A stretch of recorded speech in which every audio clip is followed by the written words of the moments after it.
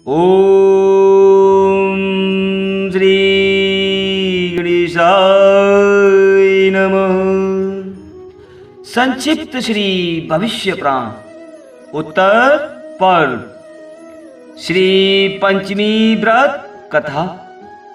राजा युधिष्ठिर ने पूछा, हे भगवान, तीनों लोकों में लक्ष्मी दुर्लभ है, पर व्रत, होम, तप, जप, नमस्कार आदि किस कर्म के करने से स्थिर लक्ष्मी प्राप्त होती है? आप सब कुछ जानने वाले हैं, कृपा कर उसका वर्णन करें।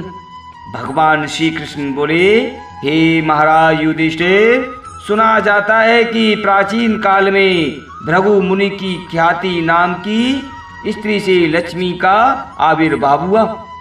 भृगु ने विष्णु भगवान के साथ लक्ष्मी का विवाह कर दिया।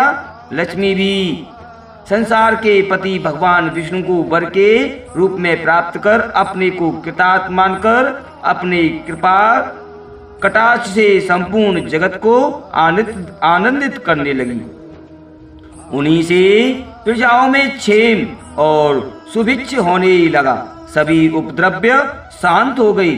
ब्राह्मण हवन करने लगे, देवगण हविष्य भोजन प्राप्त करने लगे और राजा प्रसन्नता पूर्वक चारों वर्णों की रक्षा करने लगे। इस प्रकार देवगणों को अतीव आनंद में निमग्न देखकर विरोचन आदि दैत्यगण लक्ष्मी की प्राप्ति के लिए तपस्या एवं यज्ञादि करने लगे। वे सभी सदाचारी और धार्मिक हो गए। फिर दैत्यों के पराक्रम से सारा संसार आक्रांत हो गया। कुछ समय बाद देवताओं को लक्ष्मी का मद हो गया। उन लोगों के सोच, पवित्रता, सत्यता और सभी उत्तम आचार नष्ट होने लगे।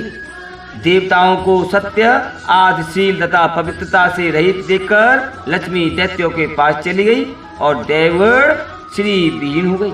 दैत्यों को भी लक्ष्मी की प्राप्ति होते ही बहुत गर्व हो गया और वह दैत्यगण परस्पर कहने लगे कि ये मैं ही देवता हूँ, मैं ही यज्ञ हूँ, मैं ही ब्राह्मण हूँ, संपूर्ण जगत मेरा ही है स्वरूप है।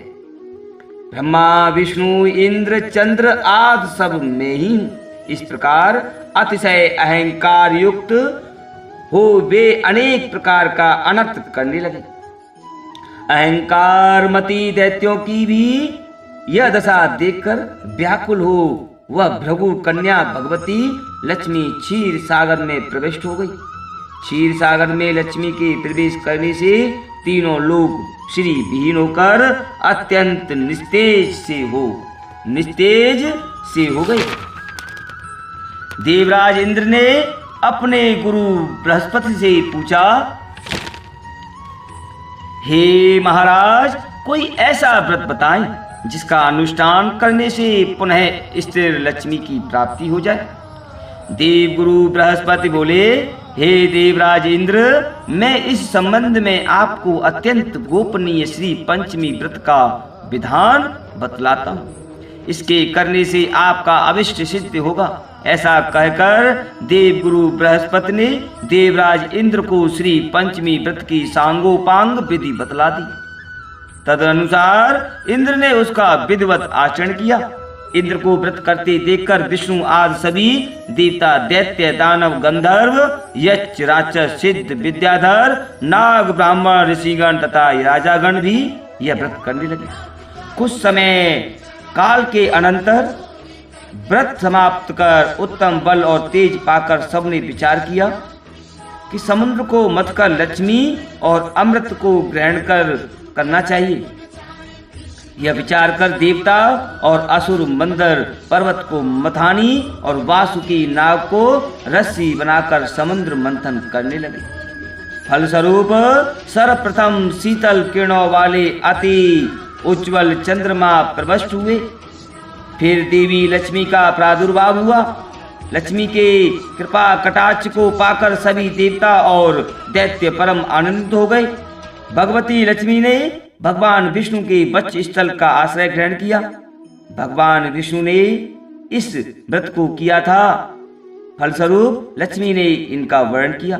इंद्र ने राजस भाव से व्रत किया था, इसलिए उन्होंने त्रिभुवन का राज्य प्राप्त किया। दैत्यों ने तामस भाव से व्रत किया था, इसलिए ऐश्वर्य पाकर भी वे ऐश्वर्यहीन हो गए। हे महाराज, इस प्रकार इस व्रत के प्रभाव से श्री विहीन संपूर्ण जगत फिर से श्री युक्त हो गया। महाराज युधिष्ठिर ने पूछा, हे यदुतम, यह श्री पंचमी व्रत किस विधि से किया जाता है? कब यह प्रारंभ होता है और इसकी पालना कब होती है? आप इसे बतलाने की कृपा करें। भगवान श्री कृष्ण बोले, हे महाराज, यह व्रत मार्गशीर्ष मास के शुक्ल पक्ष की पंचमी को करना चाहिए। प्रातः उठकर शौच, दंत धावन आदि से निवृत्त हो व्रत के नियम को धारण करें। फिर नदी में अथवा घर पर ही स्नान करें। 2 वस्त्र धारण कर देवता और पितरों का पूजन तर्पण कर घर आकर लक्ष्मी का पूजन करें। स्वर्ण, चांदी, ताम्र, आरकूट, काष्ठ अथवा चित्रपट में भगवती लक्ष्मी की ऐसी प्रतिमा बनाए जो कमल पर विराजमान हो, हाथ में कमल पुष्प धारण किए हो, सभी आभूषणों से अलंकृत हो, उनके लोचन कमल के आसन समान हो और जिन्हें 4 श्वेत हाथी स्वर्ण के स्वर्ण के कलशों के जल से स्नान करा रहे हों। इस प्रकार की भगवती लक्ष्मी की प्रतिमा की निम्नलिखित नाम मंत्रों से ऋतु कालोद्भव पुष्पों द्वारा अंग पूजा करें। ओम चपलाय नमः, पादो पूजयामि। ओम चंचलाय नमः, जानुनी पूजयामि। ओम कमलवासिन्यै नमः, कटिं पूजयामि। ओम ख्यात्यै नमः, नाभि पूजयामि। ओम अनुमतावासिन्यै नमः, स्तनो पूजयामि। ओम ललिताय नमः, भुजद्वयं पूजयामि। ओम उत्कण्ठिताय नमः, कंठं पूजयामि। ओम माधव्यै नमः, मुखमण्डलं पूजयामि। तथा ओम श्रिये नमः, शिर पूजयामि आदि नाम मंत्रों से पैर से लेकर सिर तक पूजा करें। इस प्रकार प्रत्येक अंगों की भक्ति पूर्वक पूजा कर अंकुरित विविध धान्य और अनेक प्रकार के फल नैवेद्य में देवी को निवेद करें। तदनंतर पुष्प, कुमकुम आदि से सुवासिन स्त्रियों का पूजन कर उन्हें मधुर भोजन कराएं और प्रणाम कर विदा करें। एक प्रस्थ शेर भर चावल और घृत से भरा पात्र ब्राह्मण को देकर श्री संप्रीतायम इस प्रकार कहकर प्रार्थना करें। इस तरह पूजन कर मौन हो भोजन करें। प्रतिमास यह व्रत करें और श्री लक्ष्मी, कमला, संपत, रमा, नारायणी, पदा, धृति, स्थिति, पुष्टि, रिद्धि तथा सिद्धि इन 12 नामों से क्रमशः 12 महीनों में भगवती लक्ष्मी की पूजा करें और पूजन के अंत में प्रियताम ऐसा उच्चारण करें। 12वें महीने की पंचमी को वस्त्र से उत्तम मंडप बनाकर गंध पुष्पादि से उसे अलंकृत कर उसके मध्य शैया पर उपकरणों से सहित भगवती लक्ष्मी की मूर्ति स्थापित करें। 8 मोती, नेत्रपट, सप्तधान्य, खड़ाऊं, जूता, छाता, अनेक प्रकार के पात्र और आसन वहां उपस्थापित करें। तदनंतर लक्ष्मी जी का पूजन कर वेद वेता और सदाचार संपन्न ब्राह्मण को सवत्सा गौ सहित यह सब सामग्री प्रदान करें।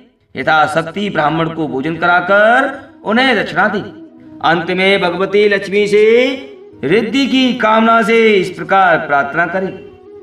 क्षीराब्धिमत नो दूधे विष्णुर्वच्छ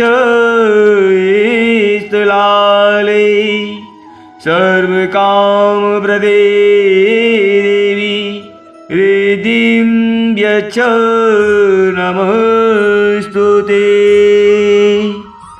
हे देवी, आप क्षीर सागर के मंथन से अद्भुत है। भगवान विष्णु का वक्ष स्थल आपका अधिष्ठान है। आप सभी कामनाओं को प्रदान करने वाली हैं। आप मुझे भी आप रिद्धि प्रदान करें। आपको नमस्कार है। जो इस विधि से श्री पंचमी का व्रत करता है वह अपने 21 कुलों के साथ लक्ष्मी लोक में निवास करता है।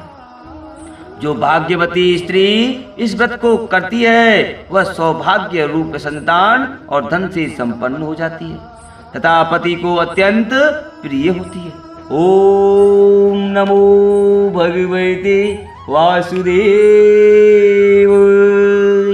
ओम नमो नारायणाय नमः।